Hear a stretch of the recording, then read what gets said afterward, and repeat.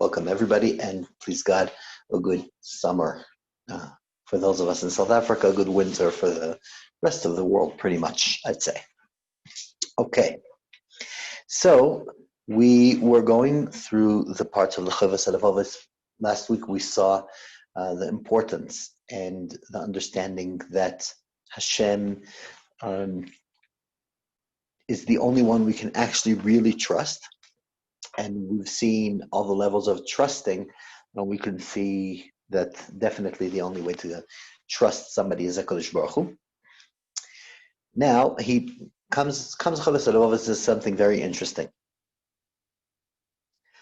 He says somebody that would look in the world, sometimes it's hard for us to understand the concept of everything at its right time.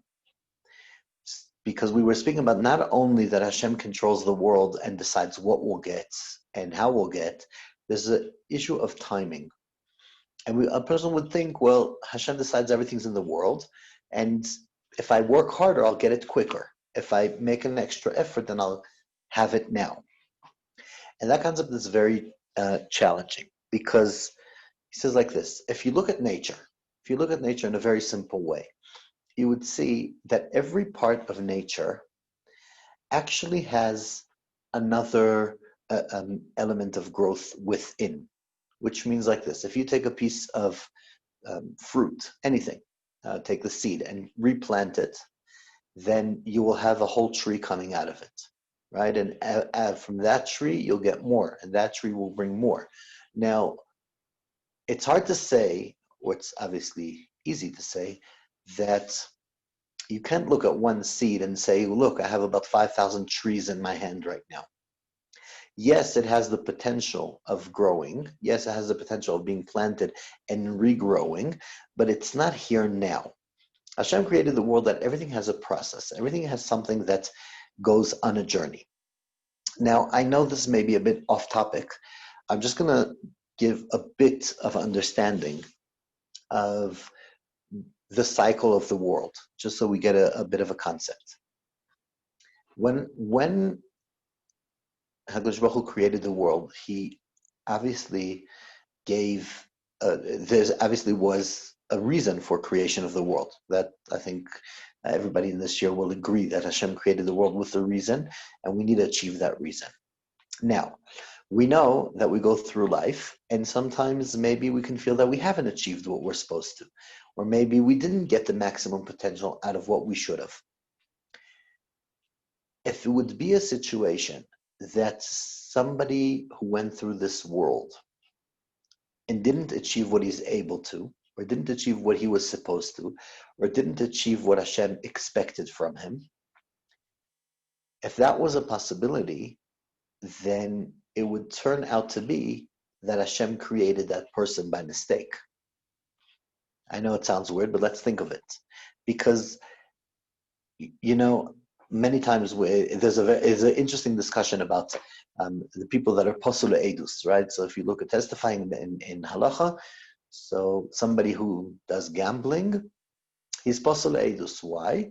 Because he's part of theft. Why? Because the person, Chazal tells us that the person, when he gambles, he only gambles hoping that he'll win. Once he lost, he doesn't really want to put the money in and pay it off.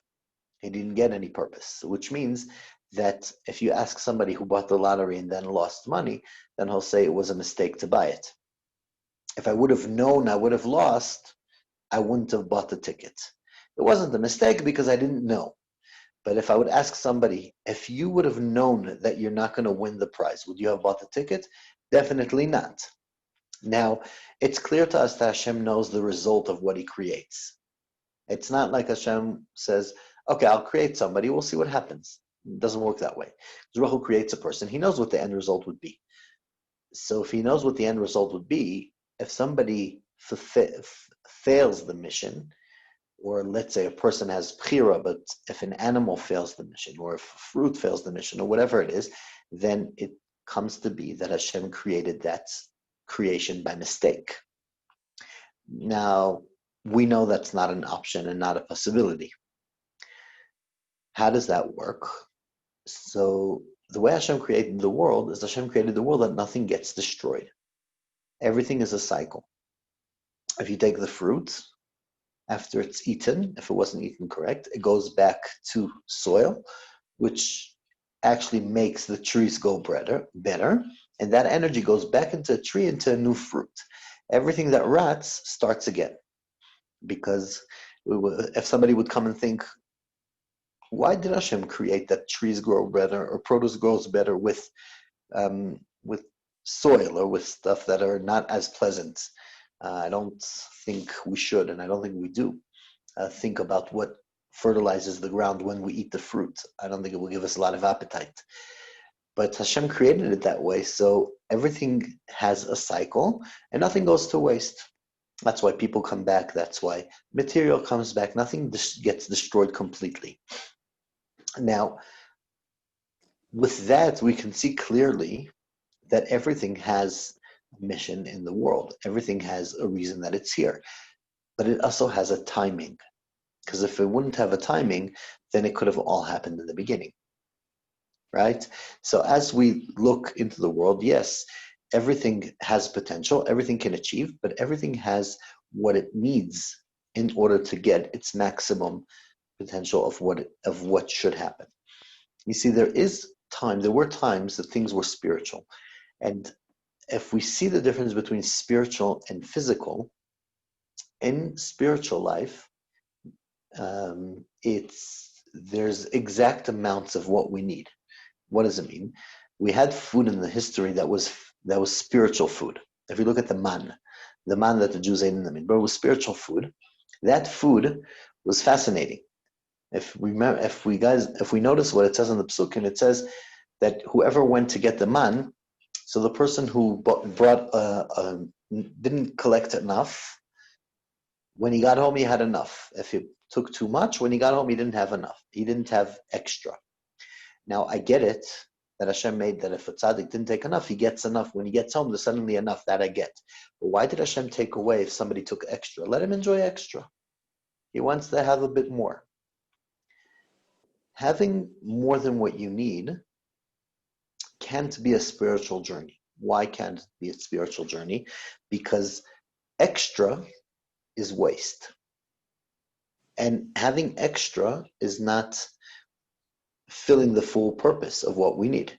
We know the Yekis that are very accurate about their times, right? They say, if you look in the Yeki shul, you see massive doors because everybody comes exactly at the same time and leaves exactly at the same time, right? So there is that element of exact. If a person comes a bit late, a bit early, then he's not exact, even if he comes a bit early all the time.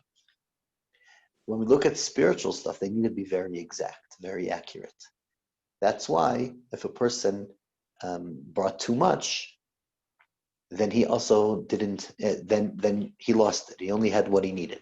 Which, by the way, to say about that, if we look at the concept of the sukkahs, the Yom Tov we just left, the whole concept of the sukkahs is having a peace of mind. Part of the challenge that we have in life is that we never know if we have enough. Which means a person goes to work and he says, okay, I'll do the extra hours because I need to put some money aside for the future. I need to put it aside. Now, how much is the money you need for a future? We can't know. That's why we're under stress. Because if somebody knows that he'll live exactly another 35 years, then he needs maybe 2 million rands. And then he knows he's enough. But if he'll live only 15 years, then he'll need 1 million rand. And if he lives another 60 years, he'll need 4 million rands. So how can a person calculate the future? We can't. That's why we're always nervous and always wondering, do we have enough? Do we need more?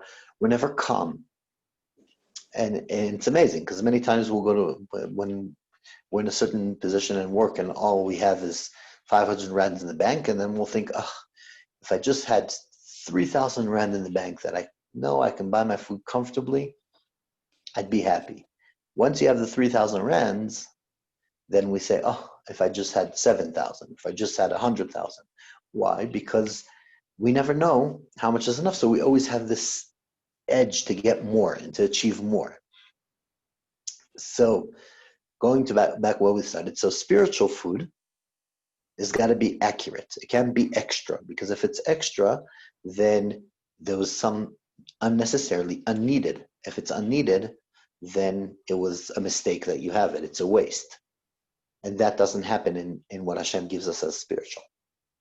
What happens in the physical world is that sometimes we have leftovers and extra, and that's why the world is a cycle, that everything stays and everything gets its own mission. By the way, to say on that concept, I once heard from a Rav who said, imagine a fruit that Hashem created this fruit, and all this fruit needs is just somebody to make a bracha when he eats it. And the guy eats it, and he doesn't make a bracha. So what happens is this fruit goes out in the sewage, it's planted, and again, and 60, 70 years later, it comes on a tree, and another person eats, and doesn't make a bracha, so it goes again and again, and a sheep eats it, and they shech the sheep, and the person didn't do shechita, didn't eat, so again, says, think of us today. We come to eat a fruit. And this piece of whatever has been going in the world for over 5,000 years. And we can just make a bracha on what we're going to eat and let this apple rest in peace, as we say. And we don't, if we don't. So I heard from once a Rabbi, he says, how cruel can we be to not make a bracha? Because for all we know, we're sending this fruit for another 300 years or 400 years until it gets its tikkun. So just be friendly and nice to nature. However, without going too much off topic, we see that everything has its time. Everything has its time of achievement. And therefore, if somebody thinks that with parnasa or with anything, he'll push more to get faster what he needs or push more than what he needs, it's just going to be a waste. You're not going to get more than you need because that's not what you are needing right now. And we know that the Tzintzenet Haman is our parnasa until today. Brought down that Moshe Rabbeinu saved it, and there is an element of Hashem giving us until today what we need, not more than we need. And how do we know that? We see that very clearly.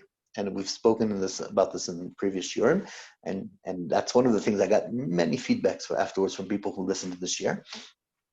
And people agreed that regardless of their stage in life and expenses in life, and if suddenly they send their kids overseas, or suddenly they had a simcha, or suddenly they had something, regardless of the stage in life that they were, they didn't feel richer or poorer without that time in life, without the change of finances affecting them. I know I've heard from my grandfather, who was, I've quote him quite a lot, but my grandfather who came to America, and he had his parnasa, he worked. He told me that one year he was offered a position in, I forgot, I think it was Massachusetts, but don't quote me, I don't remember which country it was, but he was the Minister of Finances, or the head of finances of the country, and he kept that job for about 11 months. He was a professor in university, and that year specifically he got that job. He told me years later, he didn't know why he got the job, he didn't know why he didn't keep it, he didn't like it, he didn't keep it. He said, but happens to be that year that he got that extra job, he married off 2 kids and made a bar mitzvah. And he said that extra job covered exactly the marriage of 2 kids and a bar mitzvah. And he said that year he wasn't richer, he wasn't poorer. It happened to be that he managed to do everything because that's the way Hashem gave it to him. And we see that many times. Sometimes we make less money, but we have less expenses. Sometimes we make more money, and suddenly there's a problem in the car, and suddenly there's a problem with health, and suddenly there's a problem with many things. Until today, we won't make more than what we're supposed to. And if we do the Radish Tadlis, we won't make less than what we're supposed to. And that, as we said, it quite shows reality that we're, Baruch Hashem, pretty much we can say the community are eating. Yes, there's help and there's support, but it is happening. So we see that there's this element, number one, that Hashem gives us exactly what we need, not too much, not too little. And also there's a very strong element of timing. when is the right time? When are we supposed to get it? When it will affect us? I've heard many times from people who managed financially that have told me afterwards, if I would have made it well younger, I probably wouldn't have been who I am today. Wouldn't have had a family, wouldn't have been Yiddishkeit, whatever it was. It was good timing. So we see that everything has a process that it needs to go through. So if somebody tries to work extra hard and to manipulate what he needs to get, then he's wasting his time and he's wasting his energy. But more than that, he's not believing that Hashem will support him. Because he's saying, okay, I'll support myself. I'm working. Hashem should help. Hashem should help. There was Rabbi Shechter, I remember when he came to South Africa, Zecher Tzadik Livrochas, I heard him, he was speaking to a certain Shaar here in Johannesburg. I was listening, and he said that he found out something interesting. He met many businessmen throughout his life, and he says that all the businessmen, that made money, they told him, Baruch Hashem, I made a lot of money. And when they lost money, they were telling him, Hashem wanted me to lose my business. I don't know what happened. That was very interesting. He says, because my opinion is differently. Maybe when you lose money, you made a mistake, and when you gain money, Hashem wanted you to make money. But he said that's how he used to hear consistently. But whatever it is, we do know that we have and we get what we need, and the more we trust Hashem, the more we will have. And the concept of timing is very important.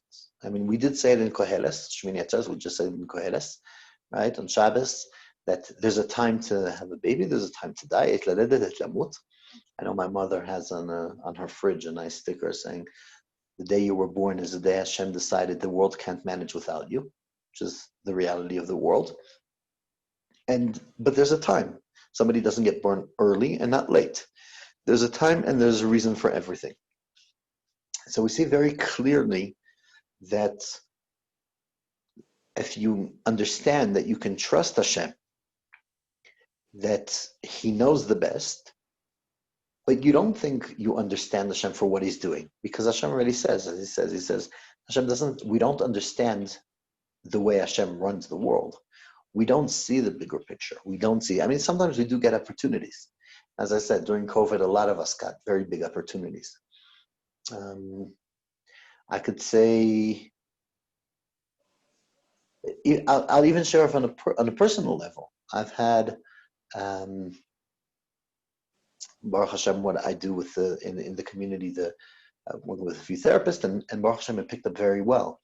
And just less than a year ago, I was on the edge of buying an office building here. Somebody was going to lay out the money and I was going to pay rent, and it was an amazing deal. And there was just no siyata d'ishmaya, and it just didn't work. It took a few moments of understanding to know that obviously Hashem doesn't want us to get the building, but that was the reality. Obviously, that was around January. March, with COVID, I couldn't stop thanking Hashem. That Hashem saved me, literally. So that's a special gift from Hashem that you could see already within 3 months that the best thing you did is not do this investment. But sometimes it takes longer. Sometimes we don't see. But if we have the basic understanding that we will get what we need at the right time, then it will take away loads of stress. And the second thing is,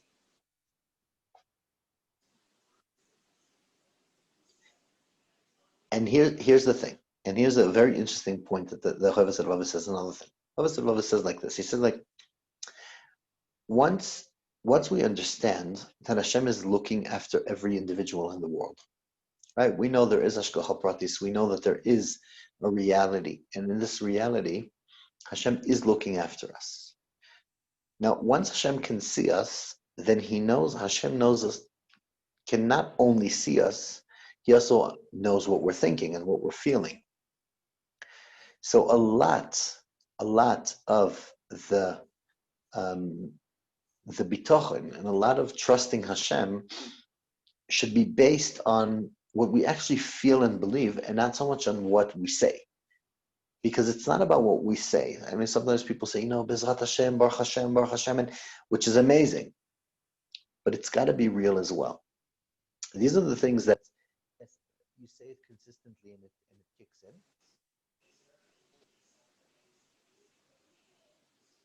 Sorry, I got a phone call coming in. But if we say it consistently and then it kicks in, then obviously it's a very positive thing. But it also has to be a real thing. So if somebody just says it and he doesn't believe in it, you got to remember that HaKadosh Baruch Hu does know what we think and does know what we feel and does know where we are.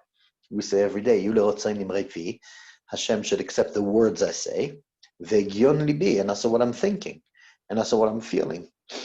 So it's not all, and so it's very important that we have this concept of what we're actually focusing on and what we mean, and not necessarily what we're saying. And this concept of trusting Hashem and knowing things are going to come at the right time. I saw a tremendous, a scary, I'd say scary story to a certain level.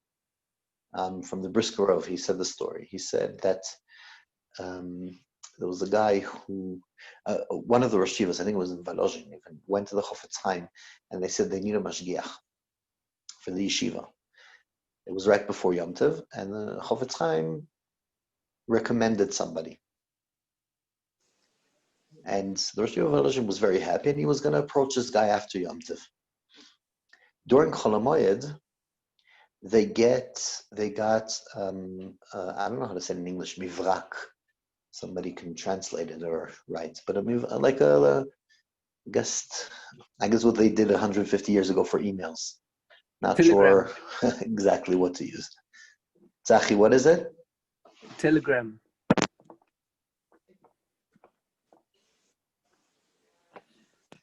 A telegram. They used to do it in Morse code, and then they used to make it like in a strip of paper. You get it over the ocean in the olden days, before telephones. Okay.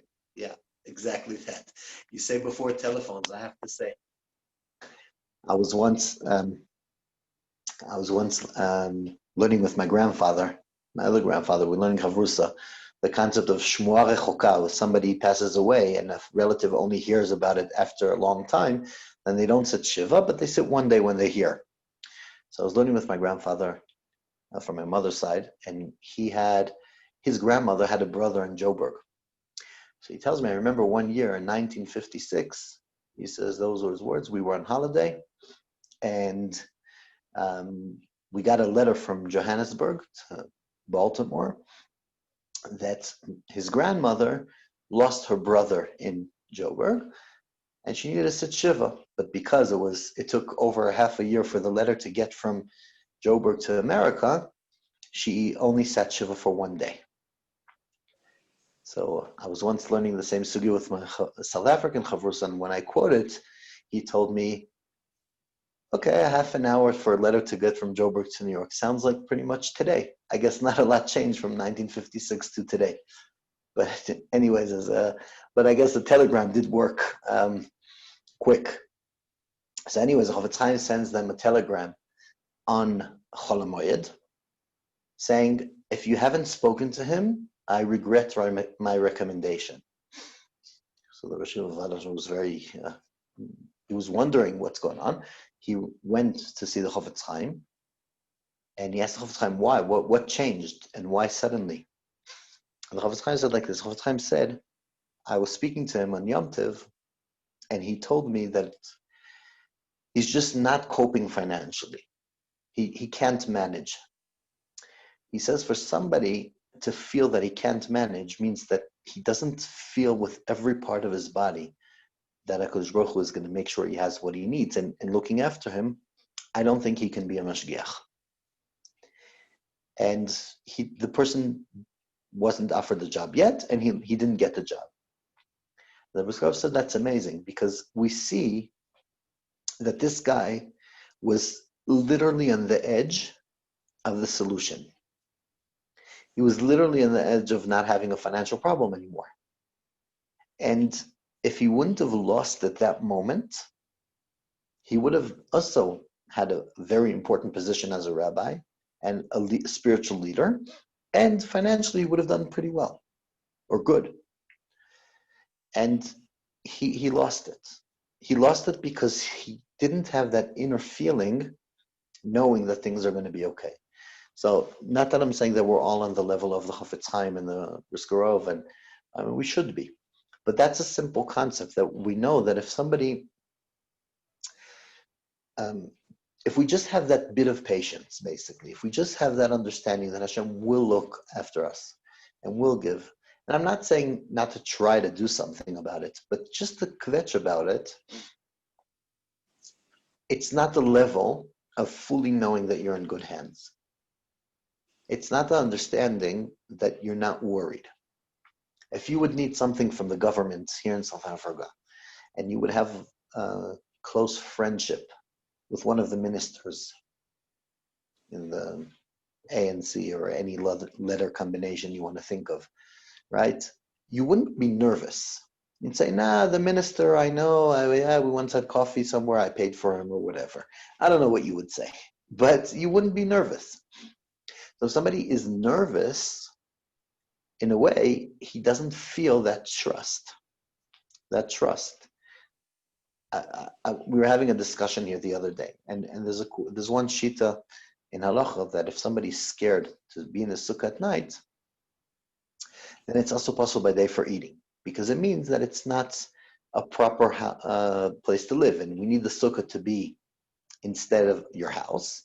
So if you feel safe in your house and you don't feel safe in your sukkah, then it's not kosher.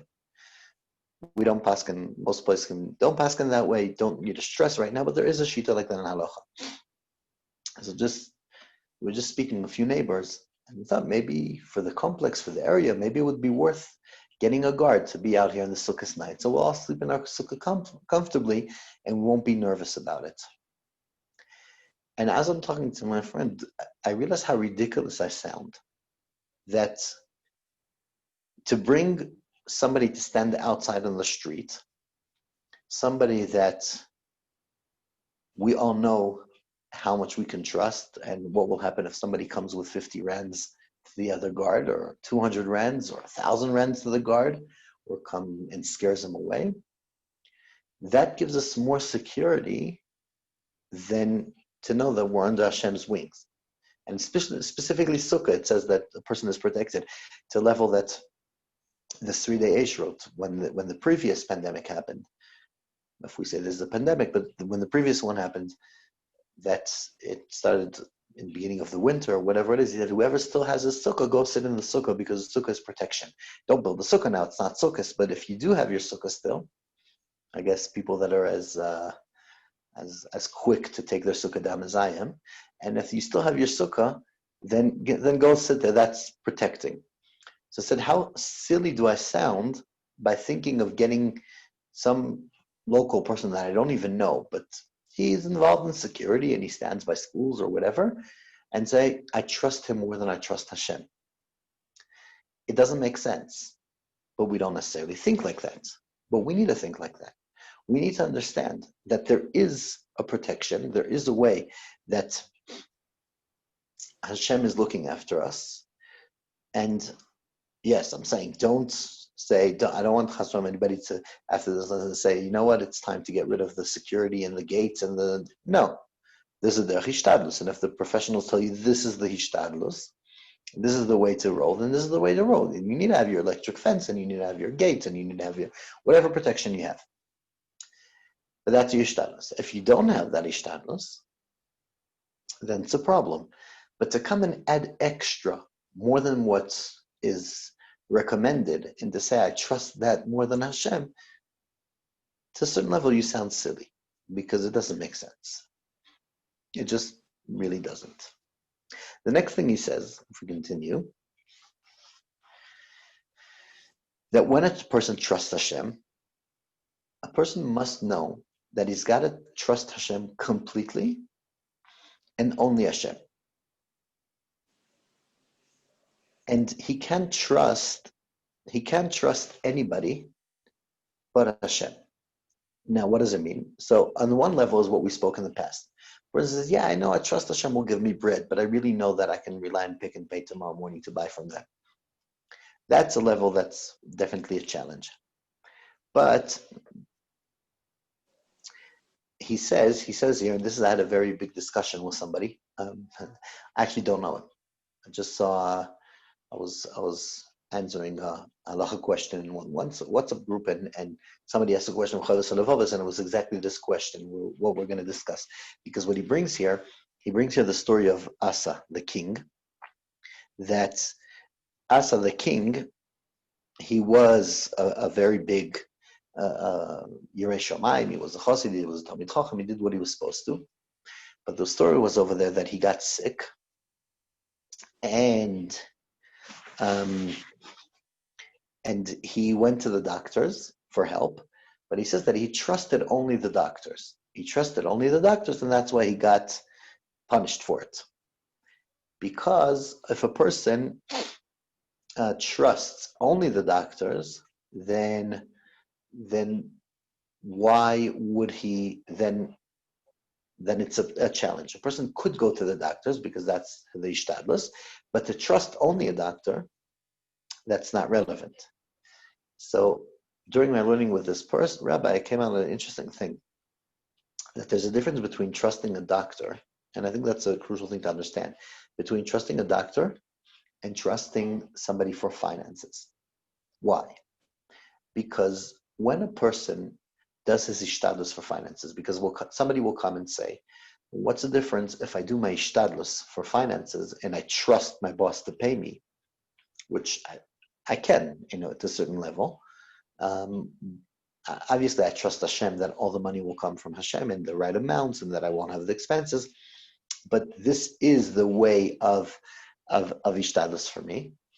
Why is that okay? For me to go to work and have some faith in my job. And by doctors, it says that a person should go to the doctors, but he can trust only Hashem. And it was an interesting thing. Now, when we look in doctors, when we look in medication, then there's a very big difference between hishtadlus of something that is clear the result and something that's not clear the result, which means like this. Hashem put in nature, in the world, some things that will definitely work, which means if a person eats bread, he won't be hungry. Why? The person will say, well, it depends. If Hashem wants me not to be hungry, then I won't be hungry. If Hashem wants me to be hungry, then I will be hungry. But that, we say, Chazal tell us, no, that's not the case. Why? Because if a person, Hashem tells us that you need to make ishtalis to get bread. But once you get the bread, you'll eat it, you won't be hungry. Because Hashem created in the world that is a definite solution. So anything that's a definite solution, we need to trust Hashem that we will get that solution. But once we got it, we just need to do it because that's our ishtadlus. So if you have food, you just need to eat it. We don't necessarily make a bracha before we eat, and that we do, but we don't necessarily say, Hashem, please make sure that this food will actually be filling for me. This food will actually make me not feel hungry. Because that's the nature way. That's the way it works. That's the way the world works.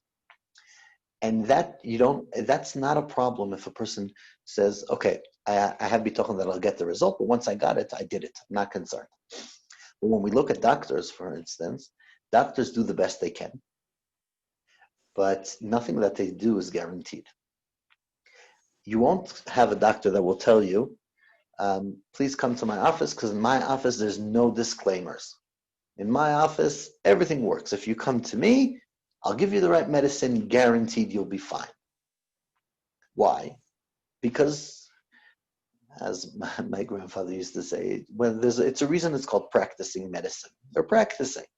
But there is the concept of hoping that it's going to work, and that's why you need to trust Hashem and say, I'm going to the doctor because that's what Hashem tells me to.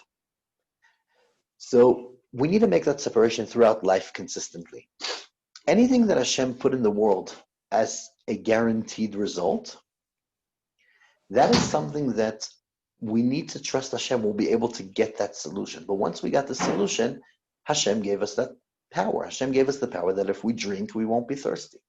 Hashem gave us the power that if we don't jump off the roof, we won't injure ourselves. Obviously, I'm saying it for the other way around, that if we do, then it's a problem. So that is not a part of Ishtadlus. That is just a part of the reality of how the world works. There's only Ishtadlus in things that are not certain. Why is it an nafkamina? It's an interesting thing because it's brought down that tefillah, davening, is part of the way nature works. I'm just gonna look at the watch now. I don't think we're not gonna have time to touch base on it, what that means. But anyways, it does come under that category of a certain thing you do and it will work. And it will work. And we need to remember that separation. We'll touch on a more deeper level later on, because a person can't say, there's a famous story that they used to say, not a real story, but used to say a story about a guy who was once stuck in a hurricane, and the police come to his house and say, okay, we're evacuating the whole town, please come. And he says, no, I trust Hashem. If something's going to happen, it's going to happen. If it's not, it's not going to happen. The water starts coming up, and eventually there's no way to pass in the streets, and a boat comes, a police boat comes, and he says, please, please come, we want to save you. He says, no, I trust Hashem. If something's going to happen, it's going to happen. If not, not. Eventually, later on, there's already no way, and he's standing on the roof, and there's a helicopter, and the helicopter comes, and he says, please. And he says, no, no, no, I trust Hashem. And unfortunately, the person drowned. Comes to Shemai, and he says, well, Hashem, I trusted you 100%. And Hashem tells him, yeah, that's why I sent you first the police, and then I sent you the boat, and then I sent you the helicopter. There is a certain level that a person has to live his life according to the reality of the life, of the world. Hishtadlus is only in things we don't know for sure. A business, we don't know for sure it's going to work. There's nothing certain. That's why it's only hishtadlus. But if it's something that is clear, that is our responsibility. The reason we'll see it so deeply, and with that we'll end, later on, we'll see a very strong difference between hishtadlus for spiritual things, for ruchnias, for doing mitzvahs, right? And hishtadlus for finances, because parnasa is also a mitzvah. But by parnasa, our hishtadlus is complete. What should we work, and what is the right decision, etc. By ruchnias, it's not about the right decision, because we know what we need to do. It's about making sure it happens. And by certain hishtadlus, like eating, it's not about the decision if you should eat, and it's not about will the food make me full, if Hashem wants, because that Hashem gave the koach. It's only about achieving and being able to have the food. So we're going to have to, later on, we're going to go into the different concepts and kinds of hishtadlus. But for now, we need to know clearly that when there's something that is definite, that Hashem put in nature that will work, we can trust it. Our hishtadlus is to get it. When something Hashem didn't do that, and it's always, hopefully it will work, or maybe you're 99% sure, or probably, definitely, all these things, then in that situation, it's only hishtadlus, and we actually need to trust only Hashem. I think we'll leave with that. Sorry, there was a bit of internet issues. We started a bit late, but anyways, yasher koach, and thanks for the translation. Thank you, everybody. Have a good week. I think it's already Rosh Chodesh, or going to be Rosh Chodesh, so hopefully a good news man and a good summer for everybody. Thank you. Thank you. Have a good night. Thank you. Right.